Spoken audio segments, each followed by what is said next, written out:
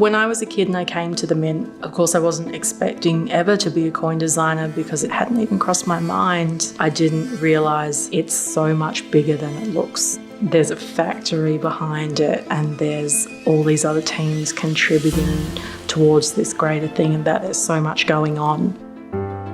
I think probably one of my favourite parts of working at the Mint is that ability to work with modern tools and modern techniques, but we still have that strong tie to something that's just been done for hundreds of years. You know, you look at these things because they're so perfect, they look like they're machine done, but they're not. You know, a person had to do that. It's no small effort. It takes a lot of people to pull a product like that together.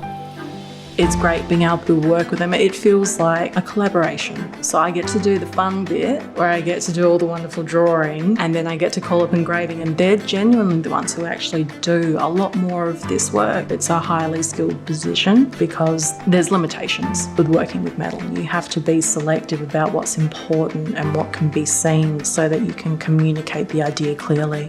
But we also have a sculptor. It's still the same technique with engraving. It's just that everything is done by his actual physical hands. And when we catch it in the light in the studio so you can see the relief properly, it's just beautiful. You've got to have such an attention for detail when it comes to working with coins. Die polishing is such painstaking work. When you're holding up a coin, it's got Queen Elizabeth II, and we would have finishes on the coins from bright through to frosted. They have hand cut with a razor and a bit of tape around each individual letter. So even though you look at the size of the Mint and it's very impressive, every single coin has had someone look at it and check that they're satisfied that it meets our high standards.